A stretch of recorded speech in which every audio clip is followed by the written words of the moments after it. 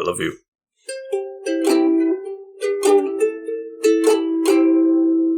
Gentlefolk, ladies and men, while we all await the third and final National Treasure movie, which I hope comes soon, I really do.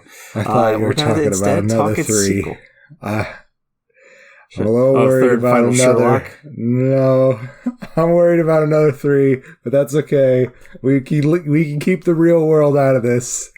But it's been on my mind. Yeah, I see what you're saying. Yeah, we'll keep the real world out of this. That is a scary thing. Yeah. No, I think what will bring us all together, what will unite the world, what will keep us all out of that third and scary thing that you were thinking of, is National Treasure. If we all have the third National Treasure, I think the whole world will just sit down and be like, okay, we're going to sit and watch Nick Cage unfold another crazy wild antic. Let's do a treasure hunt, and let's do it.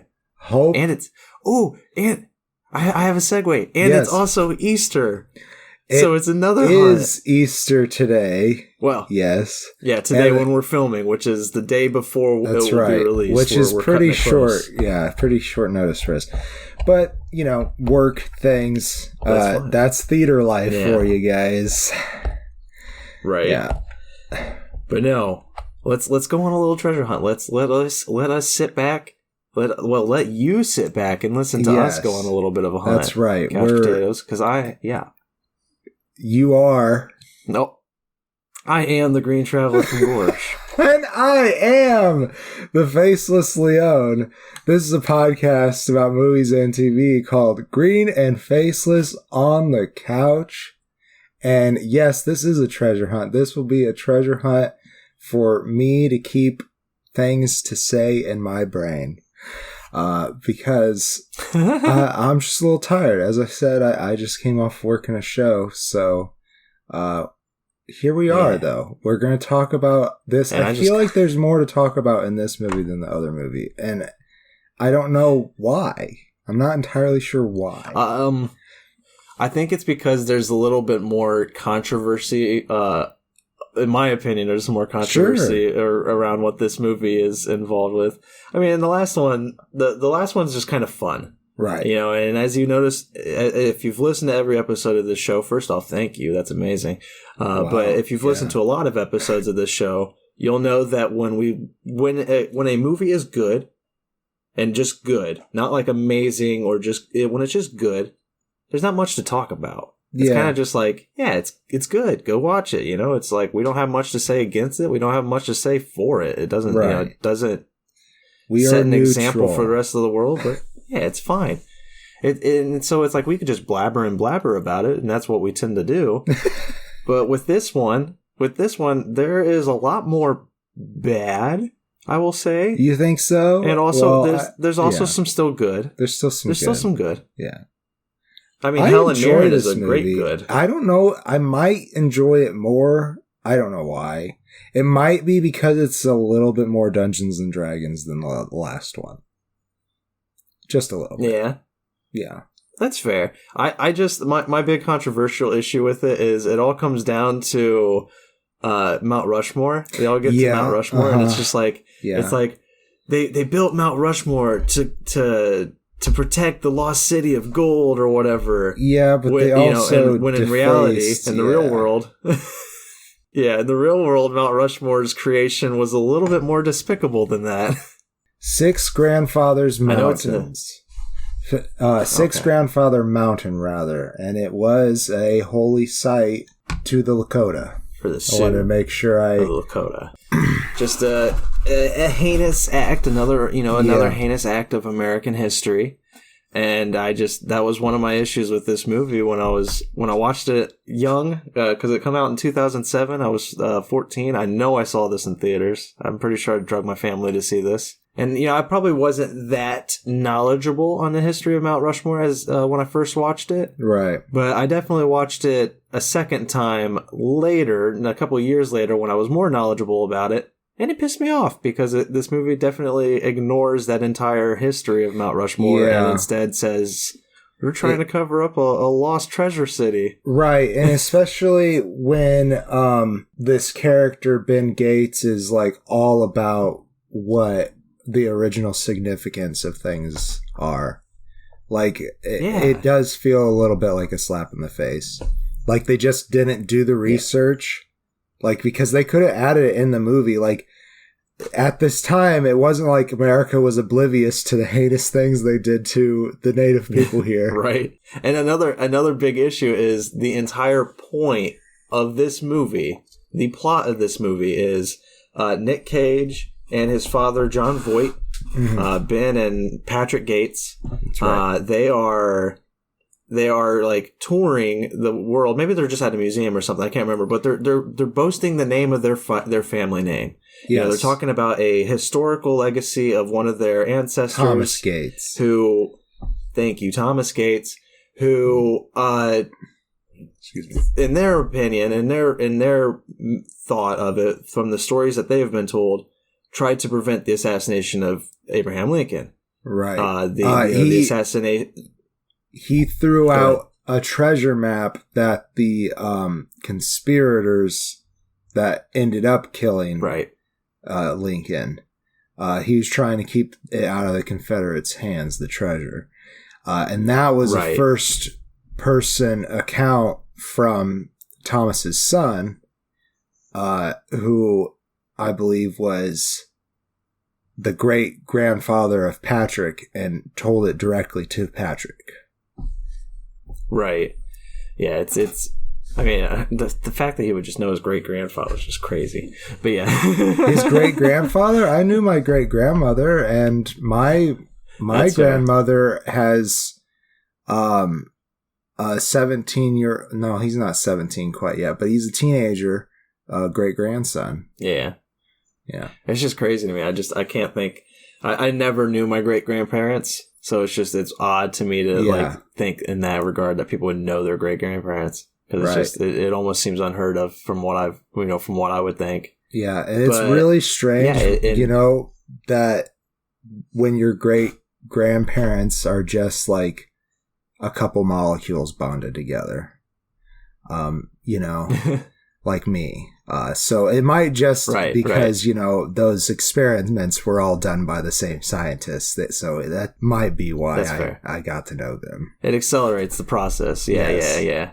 Like for normal humans, it'd be like 20, 30 years between generations kind of thing. That's right. I mean, Gorshins, it's long. We don't even get married till we're like 70.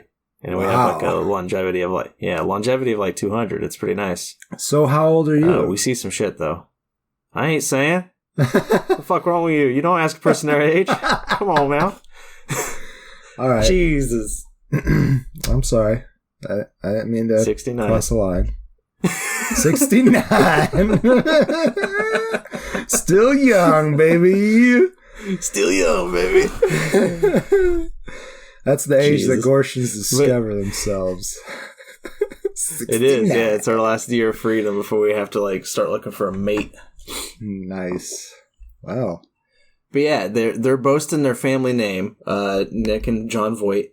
They're having this huge grand speech about the legacy of Thomas Gates, and Ed Harris, one of the bystanders, interrupts to say that he has a historic document now that proves that their great-great-great-great-granddaddy was actually part of the assassination attempt and not an obstruction, a bystander who stuck his foot in the door and said, "No, you can't do this." Yeah. No, this guy says that he can prove that Thomas Gates actually helped the Confederacy to assassinate Abe Lincoln. Mitch or in Wilkinson some other form. Is Ed Harris's character's name. And I really enjoy Nicolas Cage yelling, "Mitch!" I don't know why. It is good. Yeah, he does. He has a lot more of those moments in this movie where his eccentricities poke through. They let him be very subdued in the first one, and then they're like, "You know what, Nick? You just do what the fuck you want to do," and he did. Or they were just stretching and they were scene? like, we need a little bit more. It's like, we need a little bit more craziness here. Oh God, yeah, the Buckingham scene. That's okay. So let's get into the parts that bother me. And the parts that bother me are being a sequel. You have to go bigger and better than the last one, right? You gotta stir some shit up. You gotta go crazy big. They don't really do that, but they do stir some shit up, and specifically with Nick's relations from the last film. Yeah, him and what was her name? Abigail Chase. I know her actor played name. by Diane. Abigail Chase. Thank you. Yeah, I'll just call her Diane. His issues with Diane. They ended the first movie like a good couple, you know. It was kind of weird because it was a rushed relationship over a week. Yeah, it's the speed syndrome. The secret review of exactly. Speed. And this one starts up and they're no longer together again. They butted heads too often. He was too conscious, like constantly the actually guy. And she just got tired of that. Yeah, and she just couldn't stand it after a while. I am the treasure finder. I'm so fucking smart. Yeah, he was always smart about everything, and she got tired of that. So she dumped his ass, and she still had a lot of that money too. And so his relationship with her is weird. And like when they bring her back into the picture, she's kind of seeing was it Bruce Greenwood? Was that who she was seeing? I think that yes. No. That's no. Bruce is the president. It was Ty Burrell. Ty Burrell, yeah. Yes, Ty Burrell. Yeah, Who Ty Burrell is this like president. goofy. Indirectly. Yeah, he works for the president, and he's this goofy guy. He's very nice, very warm-hearted, but you feel bad for him because he's just kind of being used throughout this whole movie. Definitely. And the other character you kind of feel bad for is Riley. Because Justin Barth, played by Justin Barth, I don't know why he is the only one that I call by the character name and not by the actor name. Like I remember we know Nick him and Diane. Because we know him from this. That's true. Yeah. That's true. Well, I feel like I know Diane from this too, Diane Kruger. I can't think of anything else that I would like specifically know her from. But I don't know. It's very weird. I'm sorry, Justin Bartha, but you are Riley Poole to me in this. But like you feel bad for Riley because he wrote this book and nobody gives a damn. Yeah. You know, the first time you see him in this movie, he's signing copies of the book and like nobody knows who he is. Nobody's coming up to get copies of it or anything. Maybe that was at the very end of the last one. No, it was at the beginning of this one. Where this like person comes up to him and she's like, "Oh, are you Riley Poole?" And he's like, "Yeah, your vehicle's being towed." And he's like, "Oh, fuck." That was the only person that cared about Riley, was just to tell him that his car was being towed. He comes to his friends. He comes to Nick and Diane. They haven't read the book. They got their copies. Nick's is still like wrapped up in the paper that Riley sent it to him in and just like shoved it in his trunk. Like, I feel really bad for Riley throughout this whole movie. And they have moments throughout, like during the big action scenes where Riley's kind of like, okay, I guess I'll have to sacrifice myself because I'm the third wheel here and, you know, you guys don't need me. And you just kind of feel bad for him. That's another thing I hate about this movie. Like, they used him for the same thing that they used him for the last movie, except for they just couldn't stop writing him into that little corner. Yeah. Yeah. Exactly. And making him feel bad about the fact that he's in that corner. Yes. Yeah. Yeah, he still is the comedic relief character. He still does have those good moments with the one-liners and the funny little tidbits that like just come out of the blue, make you laugh. Yeah. The big map. The big map.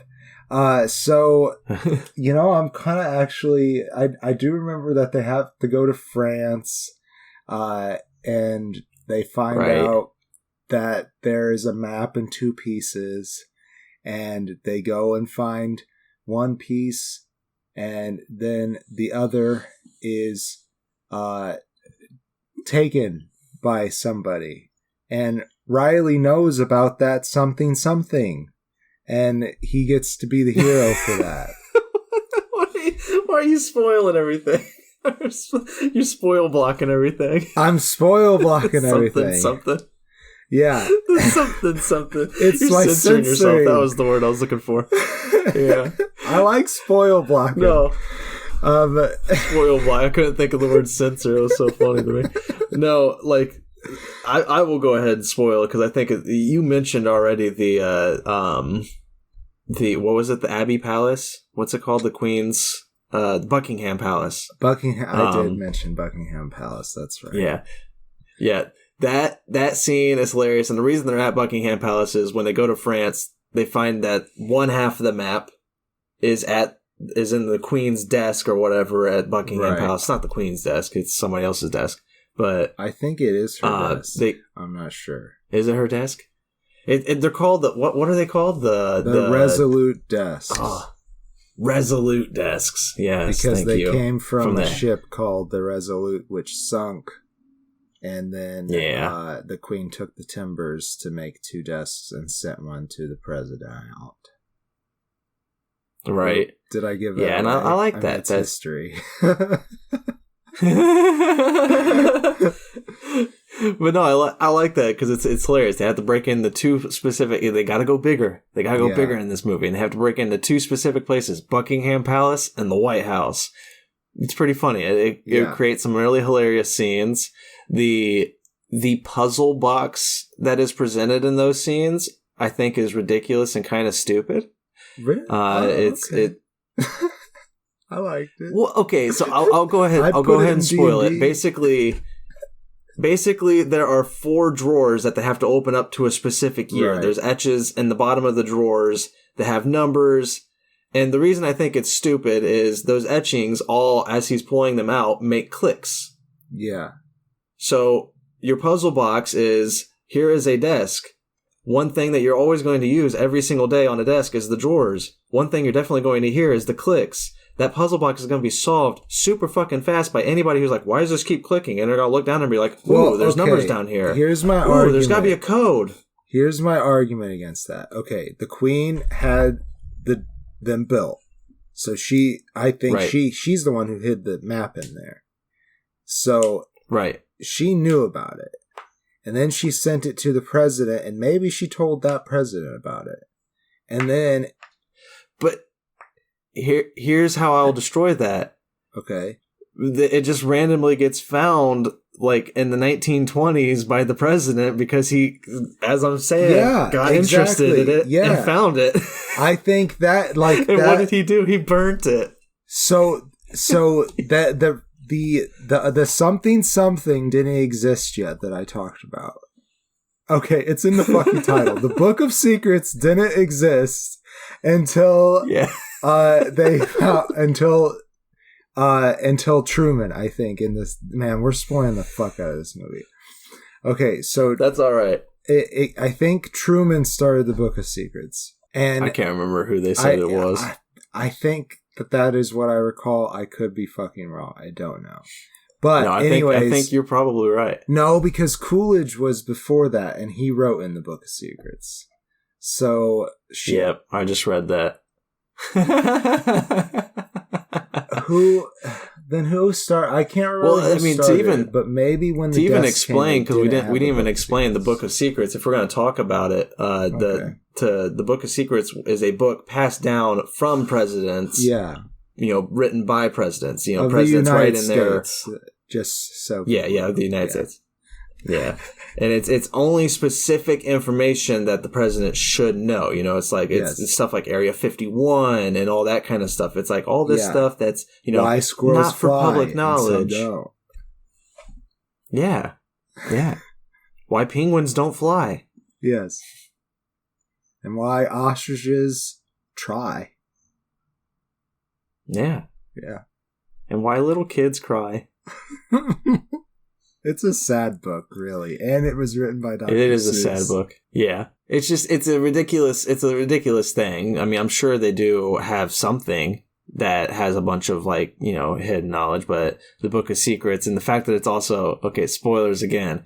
It's hidden in the Library of Congress is hilarious to me. Yeah, that part was really funny. Yeah, it's really fucking stupid. And even so to figure out even where the Book of Secrets is, again, bigger and badder, you're the sequel, you gotta do it. Nick has to kidnap the president of the United States to figure it out. And he does this by playing to the president's interests in another president. I can't remember which one. It was just George Washington, because they're at Mount Vernon. Yeah. It's just the president is just interested in history. Right. The president, again, we mentioned, played by Bruce Greenwood. Hilarious. Good president. You know, Yep. For cinema presidents, Bruce Greenwood is a yeah. I did too, yeah. It's great. No, but he plays to his interest. He's like, hey, there's a hidden tunnel down here. Why don't we go explore it? And the president's like, oh, that'd be fun. Yeah, I'm the president. I can go anywhere I want. Yeah, sure. Fuck the Secret and he gets Service. down to the... Yeah, that's where I get, like, really start to lose it with this whole movie, is because they just stopped caring about facts in general. Yeah, they did. And specifically around the president. And the president just, like, they go to this underground cellar area, and where the tunnel is supposed to be hidden, and with Ben Gates, Nick Cage, played by Nick Cage. Mm-hmm. I forgot his name there. I was like, did I just say Bill Gates? No, it was Ben Gates. With Ben Gates, who, again, just to remind you, Ed Harris, at the very beginning of this movie, has put out a claim that Ben Gates' ancestor helped assassinate the president. Yeah. So the president is with the guy whose ancestor was just ousted as possibly having assassinated a former president. Uh-huh. And when they get to this area, the president tells his security guards, I don't need you guys. There's no enemies of mine down here. Yeah. Like they fucking know this that. This is a small room. They don't know who the fuck this guy is. This is a very small room. I don't want your big sweaty faces in it. This is a small And they don't room. know who the fuck Nick Cage is. Like, they don't know him. So why would they be okay with this? It makes no sense. I don't know. But Nick Cage leads them into the tunnel. They find it. And then he closes the tunnel on them, trapping him and the president alone, so he can ask him about the Book of Secrets. And the president tells him where the Book of Secrets is. Why? Who the fuck knows? The man's supposed to be able to withstand torture and not give away of our country's most delicate secrets, but there you go. He does. He just gives it away. Yeah. And then my other big issue with that entire scene is when it ends, when the president's like, you do realize that once you leave this room, I have to tell the world that you just kidnapped the president of the United States. Why do you have to tell them that? Literally, you could just tell them, we walked into this area, the place collapsed, the entryway collapsed, and he led me out the other way and then just walked away. Yeah. And that's literally what he ends up telling them at the end. So why the fuck do they have to have this bullshit that he's a fugitive? Why they had that bullshit line in it either, because I don't know, like, I thought maybe I missed it in the Secret Service saw Ben shut the door. If that was the case, then maybe he would have to say that. But, okay, I thought maybe I missed something. So thank you for clearing that up. No. They didn't need to put that in the movie. No, it was just to make him a fugitive. It was just to add a little bit to the third act. It was like, we need to make him trying to be undercover, trying to be quiet about who he is, or like there's a negative aspect. If he doesn't solve this issue, if he doesn't truly clear his ancestor's name, it's not just his ancestor's name at risk now, it's also his own.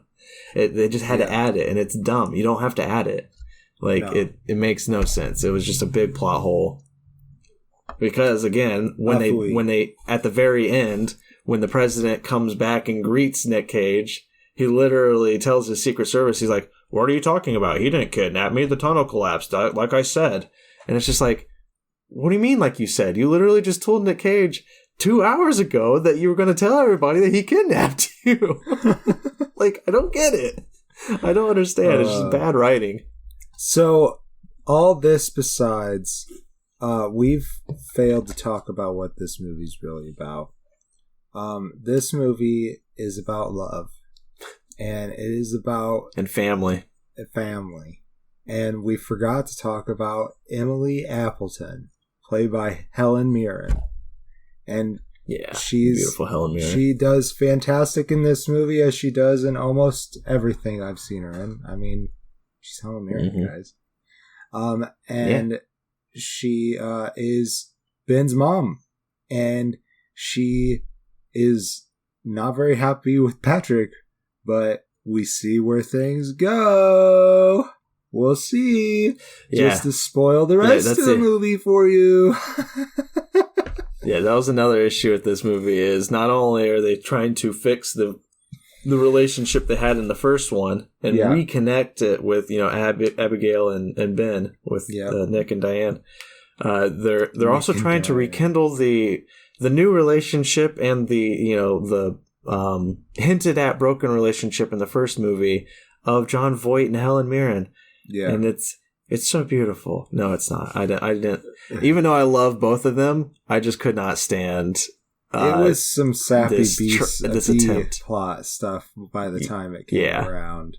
But I liked the arguing between them. The bickering between them was pretty funny. I think it was. Patrick's response, Jon Voight's response to Helen Mirren is fucking great. I don't know why. Yeah. It's like, can you see this? I just can't win anything. I mean, it is good, but it's just when you get to the third act too, when they're doing crazy action stunts, I'm like, nope, not buying it. Like, I'm sorry, like they're out of shape. They're not elderly, but like they're out of shape. They're older. It's like, no, you're not going to be making these stunts and being okay with it. One of you is going to at least, at the very least, twist an ankle. Oh, Jon Voight definitely broke his hip on that landing. Yes, like something happened. It landed like flat on their back. It's silly.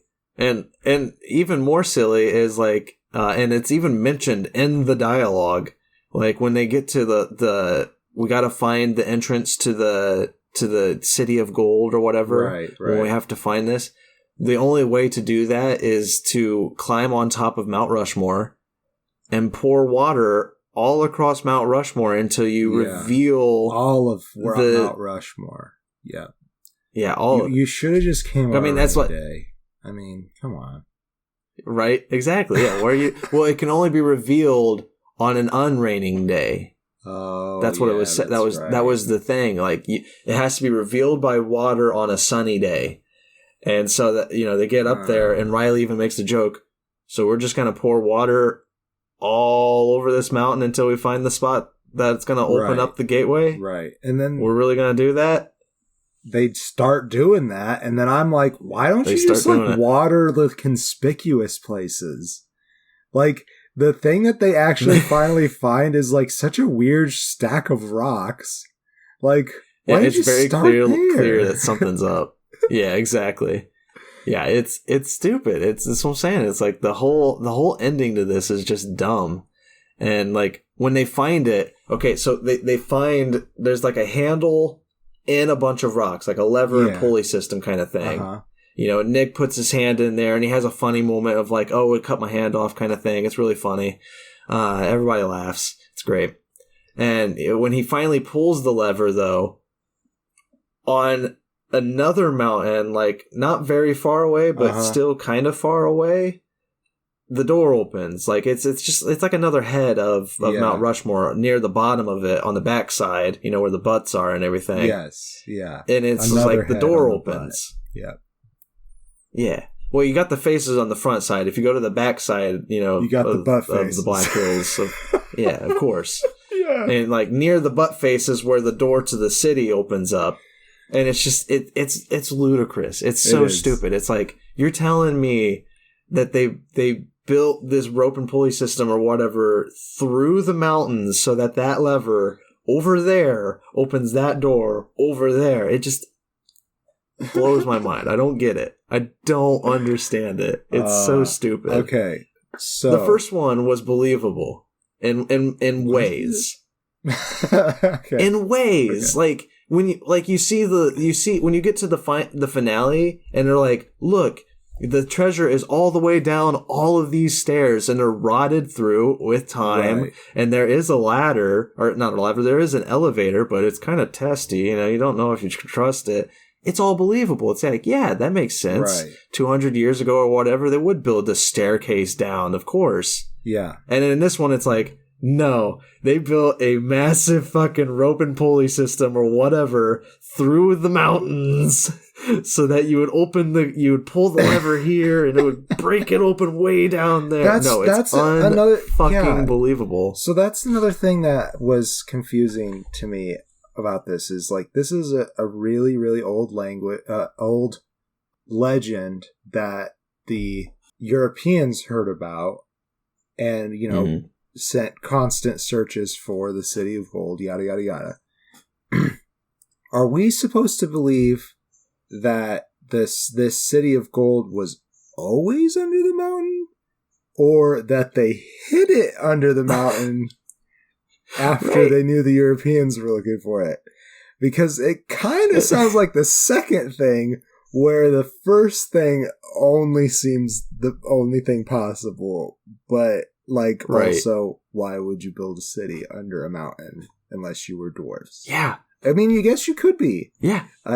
Not dwarves. Maybe you were. Maybe. But I don't know. I mean, that would make sense if that was who hid it originally, was the North American dwarves. They said it was the language was Olmec, I think. Oh, okay. If I remember all right, then correctly. Never mind. I was going to say of like the BC days, back when there were like orcs and ents and everything roaming the world. Yeah. That would make sense. That would make But no, it doesn't make sense. None of it makes fucking sense. And I wonder how England, when this movie came out, if England was okay with the fact that this movie insinuates that Great Britain was trying to help the Confederacy. I wonder if England was just like, hold on a second. I think I remember that in a history book. Did they actually? Quick blurb. It was a very quick blurb that Queen Victoria was supporting the Confederacy because they got caught. All I have them. Yeah, all I have here is in the critical response on Wikipedia. It says British film critic Peter Bradshaw of The Guardian disputed the implication of British support for the Confederate side in the American Civil War. So I don't know. I'm just basing it off of one British critic being like, what the fuck? Well, it's like I'm wondering how England as a whole thought about it. Well, I don't know. I'm not a historian, and perhaps neither was that British critic. I remember reading it in ink in a high school textbook, which has very little of anything to do with anything in America. It's totally possible that they did. I'm just wondering how modern day Great Britain thought of this movie being like, they were totally saying, fuck you, America, we're helping Confederate side. I feel like that's a questionable thing to be doing. It's like they're one of our allies right now. It's like, we don't need to be bringing up past trauma. It's such a silly thing. I don't know. It's another unnecessary part of this movie. Like, what did it add? Did it add anything? No, it didn't. It was just another throwaway shit in this. And like, that's this whole movie. There was no purpose. There's still fun and entertainment, but it's a bunch of just annoying plot holes and like weak threads and like things that just don't make sense. It just kind of looks cool for a cinema screen. And like another thing I hate is Ed Harris has like a very last second redeem story, like redemption arc. Like, it's very last second where it's just like, no, I'll die to save you all, but you just tell everybody that I did this, that I was the finder of this city, and it's just like, what the fuck? And that's like, all he wanted too. That's all he wanted is something good to happen for the Wilkinson family. And it's like, okay, you probably could have enticed Ben by saying, hey, I think there's this treasure map out here. That's all you had to do. And it would have happened for you. I do like that his motivation is different than Sean Bean's character, but it's just the way he went about it was really stupid. That being said, if I may do my closing statement, I still give this movie a face. It's a very competent movie. In fact, I think I might have enjoyed it more than the other one. It's a lot of fun. Like, it does have a lot of things that are just like, what? But I really enjoyed the movie. Like, Nick is a lot sillier than the other movie, and that's enjoyable. That is true. Like I said, there's this like Dungeon and Dragons-esque trap. Not that the other movie didn't have that, but I've always wanted to do that trap like that they find like almost immediately after going inside the mountain. I don't want to describe it. I want to leave something for somebody to watch in this movie. I want to put that in D&D sometime, just so you know, just so you can be on the lookout. Nobody else. Okay, fabulous. Nobody else can know. I don't know. I feel the opposite how you do with this movie. I find the first one more entertaining because it feels more grounded, even though it's still silly. Even though the first one has a lot of dumb, it seems like it's possible. It seems like it could happen. This one, a lot of it just feels entirely impossible. The motivations all seem stupid. Like you said, Ed Harris could have gone about this any other fucking way and could have done this very, very like in a partnership manner. He could have made this whole thing a co-op, let's find a treasure together, and it could have been a fun treasure hunt. Yeah. No. Instead it's all for nothing. It's all stupid. And like a lot of the puzzles are just stupid. Like I just didn't care. Like literally, again, I know we've spoiled a lot, but like I kind of just don't recommend this one. I kind of just say watch the first one, have fun, and then go find another movie. But like I think this one's going to be very important in Natty Trej 3. I don't know. A lot of trilogies kind of ignore the second one. The second one's supposed to be like that bombastic, fun one, and then the third one brings back all the circular ties to the first one. For the first one, it makes it all whole. Yeah, you're gonna have to steal the Declaration of Independence again because they forgot to look. They forgot to look at it with the bin specs, the Franklin specs, exactly the right way. Yeah, they didn't look at it with all the different way, all of them. They just did like 3 of the combinations, guys. God. But bring back Helen Mirren. I did like Helen Mirren, so bring her back for the third one. Yes, that's true. Bring everyone back. I mean, we didn't even talk. Harvey Keitel is still in this. The FBI guy from the last one. I don't remember why he's in this one. Got involved in the ending. Oh, I'll tell you, because it was another thing that pissed me off, was because somebody trashed Ben Gates' name. Said, Ed Harris is like, the Gates name is actually helped the assassinators. And, two FBI agents come into Harvey Keitel's office and are like, did you see that your friend Ben Gates got trashed in the media? And Harvey looks at it and he's like, I'm going to investigate this. You're the FBI. Why do you care? What wrongdoing is happening here? Yeah. You have no idea that you have no knowledge at all if this is libel or not. No, this doesn't matter to you. Yeah, nobody has just been like, hey, I think some fraud's going on here. Yeah. Yeah.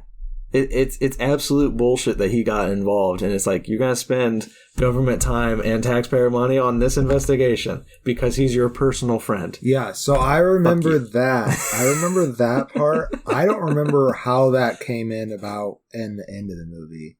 So, and I don't think I need to remember. I think it's after he kidnaps the president. I think he kidnaps the president. Harvey's like, oh, I got to go there now. I don't know. It's a good thing I've been keeping an eye out, because maybe I could have not prevented that. Like I didn't. Right. Oh my God. No, I don't know. I don't like this one that much. It is fun. I do have fun with it. There are some times where I'm laughing and, still enjoying it. For the most part, I just don't care, and I only give it 2 stars. Like, it's a weak sequel, in my opinion. These movies really remind me of the Romancing the Stone movies. Yeah. But we should do those sometime. The first one's definitely better. That'd be fun. So, that would be fun. This is the end of the show. You made it. We made it. We made up some of the time that we took away from the first Natty Trej movie. So there you go. Hope you enjoyed the meaty episode here. What do you got to say? Yeah. I got to say that I'm the Green Trailer from Gorsh. Thanks for listening. And I am the Faceless Leon. Safe travels and good night. Green and Faceless on the Couch is a proud production of Fiction Works 19. Are you a fan of the show? feel free to contact us at greenandfacelessfans@gmail.com or visit our Patreon page at patreon.com/greenandfaceless. Don't forget to comment, like, and subscribe, or rate us on Apple Podcasts. Thank you so much for listening.